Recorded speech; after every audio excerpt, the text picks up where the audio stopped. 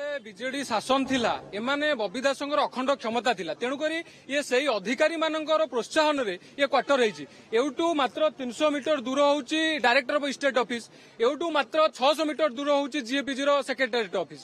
ଏମାନେ ଜାଣିପାରିଲେନି ଯେତେବେଳେ ଗୋଟେ ଭେଣ୍ଡିଂ ଜୋନ୍ ବସୁଛି ସେମାନେ ଜାଣିପାରୁଛନ୍ତି କାହିଁକି ଏତେ କୋଟି ଟଙ୍କା ଖର୍ଚ୍ଚ ହେଲା, ଦୀର୍ଘ ମାସ ଧରି କାମ ଚାଲିଲା ଏବଂ କୋଟି କୋଟି ଟଙ୍କା ଖର୍ଚ୍ଚ କରାଗଲା ସେ କେମିତି ଜାଣିପାରିଲେନି। ଯେହେତୁ ଏଥିରେ ଅଧିକାରୀ ସାମିଲ ଅଛନ୍ତି ତେଣୁକରି ଅଧିକାରୀଙ୍କ ଉପରେ କାଳେ କାର୍ଯ୍ୟାନୁଷ୍ଠାନ ହବ ତେଣୁକରି ସେ ଆସୁନାହାନ୍ତି। ଏଉଠୁ ନ୍ୟୁଜ ହଉଛି ଖବର ହଉଛି ଏଇଠି ମାତ୍ର 300 metre director of state office ସେମାନେ ଆସୁନାହାନ୍ତି। ପୂର୍ବରୁ ଜଣେ ଆଇପିଏସ୍ ଅଫିସର କାହିଁକି ରିପେୟାରିଂ ରିନୋଭେସନ କଲେ ବିନା ଅନୁମତିରେ ବୋଲି ଗୋଟେ ଆଇଏଏସ୍ ଅଫିସରଙ୍କ ଉପରେ କାର୍ଯ୍ୟାନୁଷ୍ଠାନ ହେଇଥିଲା, ଡିପାର୍ଟମେଣ୍ଟାଲି ପ୍ରୋସିଡିଂ ହେଇଥିଲା। କାହିଁକି ବବି ଦାସଙ୍କୁ ଗିରଫ କରାଯାଇ ତାଙ୍କ ଉପରେ କାର୍ଯ୍ୟାନୁଷ୍ଠାନ ନିଆଯିବନି? ସିଏ ଏବେ କହୁଛନ୍ତି ଯେ ଆଜ୍ଞା କ୍ୱାର୍ଟର ନେଇଥିଲି। କାହିଁକି ସେ ଜଣେ ସାଧାରଣ ବିଧାୟକ ହେଇକିରି ଜଷ୍ଟିସ ଆଉ ମିନିଷ୍ଟର ଲେଭେଲର କ୍ୱାର୍ଟର ନେଇଥିଲେ ସେ କଥା ଆଗେ କୁହନ୍ତୁ ଏବଂ କାହିଁକି ବେଆଇନ ଭାବେ କୋଟି କୋଟି ଟଙ୍କା ଖର୍ଚ୍ଚ କରିଥିଲେ ସେ କଥା ଆଗେ କୁହନ୍ତୁ ଏବଂ ଲକ୍ଷାଧିକ ଟଙ୍କା ସରକାରୀ ପଇସା ନେଇଥିଲେ ତାର ଜବାବ ଦିଅନ୍ତୁ ଏବଂ ତାଙ୍କୁ ଗିରଫ କରାଯାଇ ତଦନ୍ତ ପରିସରଭୁକ୍ତ କରାଯାଉ।